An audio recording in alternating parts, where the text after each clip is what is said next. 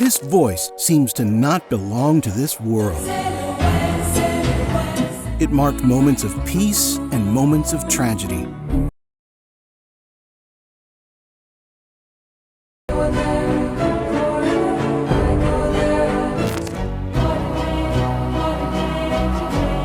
This voice belongs to Enya. She rarely appeared. She rarely spoke. She almost never performed live. She did not feed the press with romances, fights, excess, or controversy. And yet, she sold more records than most artists who spent their lives trying to get attention. Enya built a massive fortune and hid behind the walls of a castle in Ireland, surrounded by cats, silence, and mystery. The dream life of any introvert. But why did this artist choose to live like an almost unreachable figure? Why did Enya never marry or have children? What happened inside the studio to make her voice sound like an angelic choir? Today, you will discover the story of the woman who turned absence into identity, silence into strategy, and solitude into one of the most mysterious musical universes ever created. Stay with me, because from now on, I'll tell you everything in detail.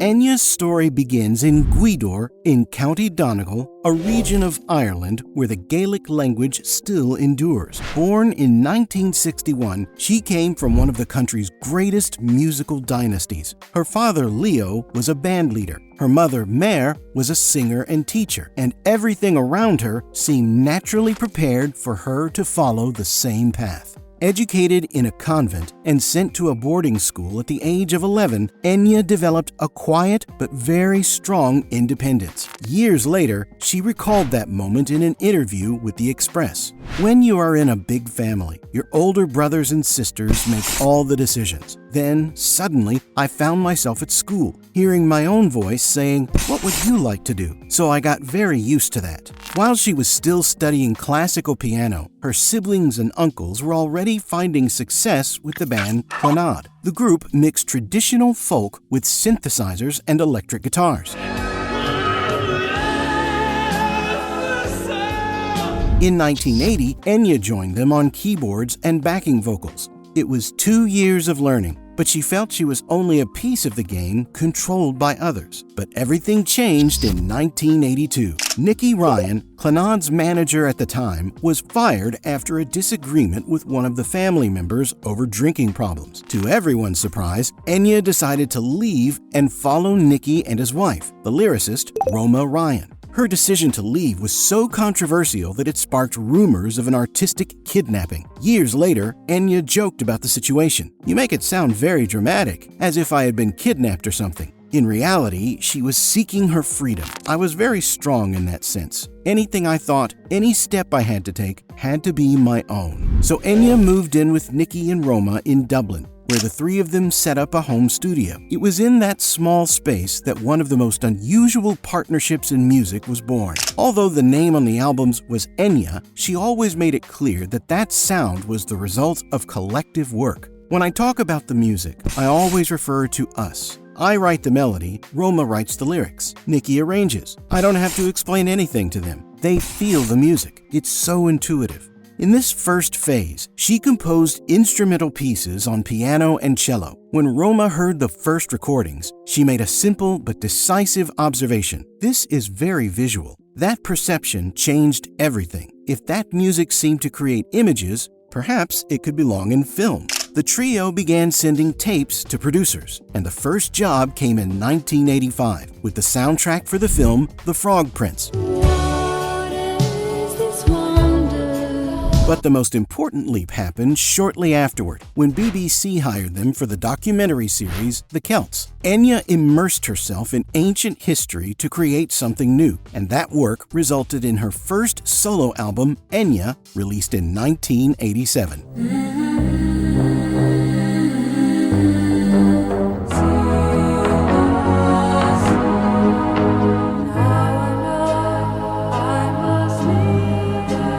At that point, she was already making her philosophy clear. Music should be a safe haven. The world was beginning to hear the first echoes of those layered, ethereal voices, a sound that, according to her, came from her roots. Enya was no longer just the family's backing vocalist. She was now an independent artist, and this next chapter of her journey is where art meets strategy in a way the music industry has never seen before. Let's dive into the details of how she became a global phenomenon without following any traditional rule.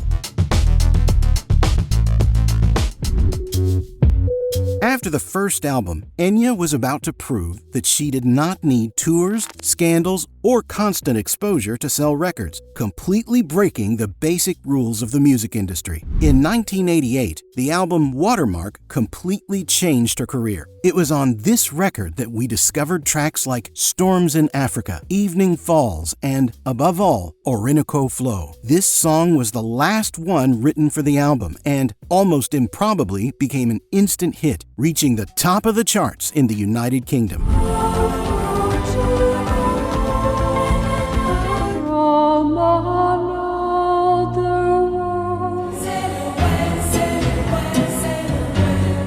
Orinoco Flow was an unusual song by industry standards. It did not have the structure of a major hit, and it mixed layered voices, a Celtic atmosphere, synthesizers, and an almost cinematic feeling. Enya gave audiences melodies that did not seem to scream for attention. They seemed to open portals that led millions of people into a completely unique musical universe. With her next album, Shepherd Moons, Enya proved that the success of Watermark had not been luck. The record earned her a Grammy. The Guardian described the title track as a glittering delight and a perfect example of how Nicky Ryan used Enya's voice as a studio instrument. This album includes songs such as How Can I Keep From Singing and Caribbean Blue, a luminous waltz that, for many critics, represents one of the finest balances between composition, atmosphere, and voice in Enya's work. I keep from singing.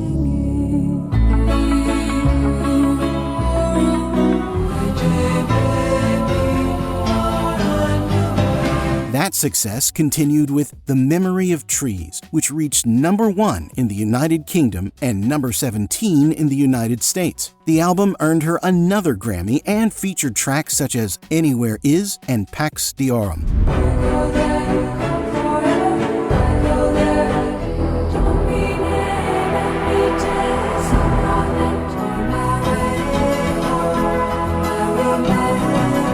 But success also brought traumatic consequences for Enya. The more her music spread, the more mysterious her figure became to the public. She rarely appeared, gave few interviews, and did not live like an ordinary celebrity. That mystery, which was part of the fascination surrounding her, began to attract a dangerous kind of obsession. In 1996, after being thrown out of the pub by Enya's parents, an Italian fan stabbed himself. It was a dark sign that the distance between artist and audience could turn into something frightening. And the following year, Enya would make a decision that would make her image even more legendary.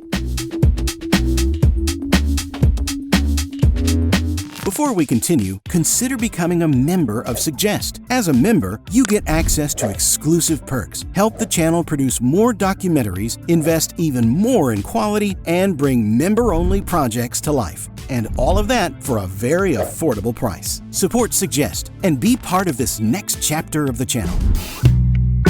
In 1997, Enya bought a castle in Killiney for $4 million, outbidding other celebrities. She later renamed the place Manderley Castle in honor of the Gothic mansion from Rebecca, her favorite book. From her bedroom, which is her favorite room, she opens the shutters and looks out at the Irish Sea. For Enya, that landscape is a constant source of inspiration. It's very inspiring for me. I just look at the view, and if it's cloudy and raining, it doesn't matter. I never get tired of it. Inside this fortress, Enya lives surrounded by her 12 cats and by a routine of almost absolute isolation. Although she is neighbors with Bono, the lead singer of U2, interaction between them is rare. In 2016, on the British show This Morning, she playfully said that Bono occasionally shows up to borrow some sugar. For Enya, the isolation was not just an aesthetic fantasy. It was a way of preserving her own creative life. She never married and never had children. When asked about it, she was clear. Not being married and not having children was my choice. I don't feel I've missed out on anything in any way. For Enya, music demands a space that many partners would not be able to accept. She admitted that she has had relationships, but that it was difficult to make someone understand the scale of her dedication. I've had relationships, but it's very difficult to make someone accept that, well, not that the person comes second, but the fact is that I need a lot of space for my music. And even if the partner understands that at first, after a while, a kind of jealousy toward my art sets in. It's something difficult to deal with. For another interview, she was even more drastic. Falling madly in love and getting married would be the most horrible thing that could happen. For Enya, silence was not just a personal preference. It was a condition for creation. And this stance would become even clearer when Hollywood tried to enter her universe. James Cameron wanted Enya to take part in the soundtrack for Titanic, but there was one condition. She would write the melodies and someone else would sing them. Titanic would become one of the biggest phenomena in film history, and taking part in that project could have expanded her fame even further, but Enya refused. She did not want to merely provide an atmosphere, and she would never hand over her musical identity to be interpreted by another voice. And a few years later, that consistency would be rewarded in another way, when she accepted the invitation for the Lord of the Rings. The difference was that this time, Enya did not only compose the melodies, she also sang Aniron and May It Be in Elvish languages.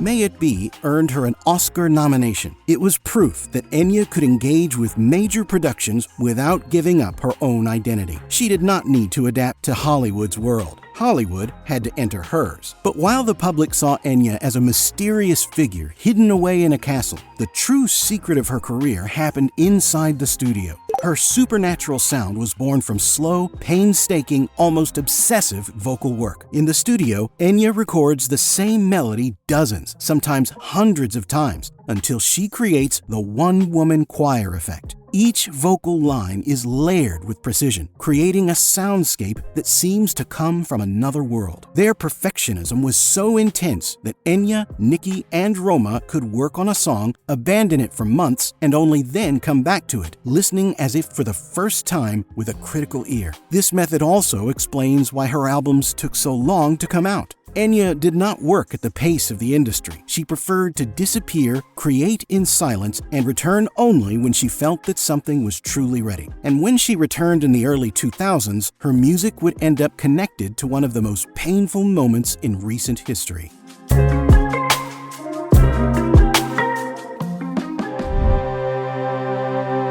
In 2000, A Day Without Rain was released. The album, another Grammy Award winner, debuted at number 6 in the United Kingdom and reached the top 5 in Japan.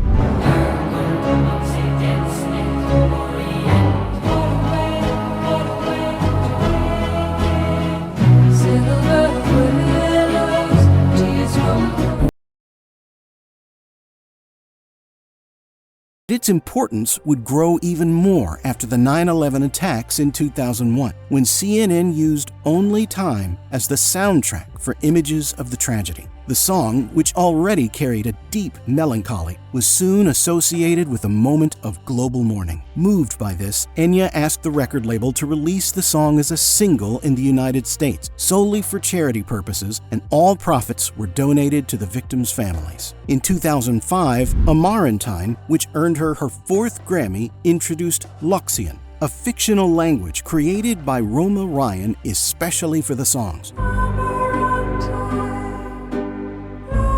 Listen to the rain. It was further proof that the trio Enya, Nicky, and Roma were building a universe with its own landscapes, its own languages, its own atmosphere, and a logic that did not depend on market trends. But during that same period, real life once again violently broke into Enya's protected world. In 2005, an intruder managed to enter her castle and tied up an employee. Enya had to hide in a panic room for 2 hours while the police were called. After that episode, her property was surrounded by high walls and equipped with a modern security system. In the eyes of the public, she became an even more distant figure. In 2008, Enya released the Christmas-themed album And Winter Came. But after that came a 7-year silence. To many, it seemed as if she had disappeared for good. But, as always, she was simply creating in her own time. And in 2015, Enya returned with Dark Sky Island, inspired by the island of Sark, famous for stargazing. The album brought the hit Echoes in Rain.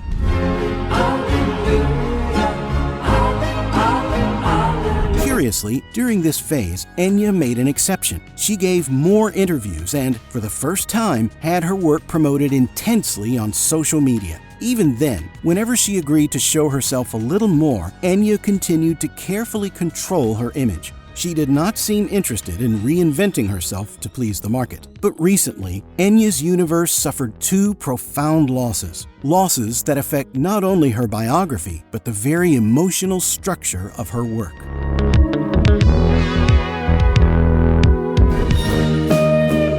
In September 2025, Nicky Ryan died at the age of 79. A mentor, producer, and father-like figure in Enya's journey, Nicky was one of the pillars that allowed her to become an invisible star. He did not merely shape the sound. He helped protect the creative world where Enya could exist. Enya herself always knew the importance of that bond. Enya is the 3 of us together. If you take one away, everything falls apart. Shortly after, in April 2026, grief returned in an even more personal way with the death of her sister, Moya Brennan. Known as the First Lady of Celtic music, Moya died at the age of 73, leaving an enormous void in the Brennan dynasty and in the history of Irish music. Enya broke her seclusion to pay tribute to the woman who had been one of her first great musical references. Moved, she declared, "She was not just my sister, she was a dear and close friend." These losses do not mean the end of Enya's universe. But the question that remains now is what happens when an artist who always spoke in terms of us has to face the silence without one of the people who helped define her own voice. Among fans, the theory gaining strength is that Enya's next work may, in fact, be her last. With Enya now 64, Roma Ryan 76, and Nicky's recent passing, many believe this long hiatus may be paving the way for a farewell album, a meticulous final work to close one of the most successful careers in music.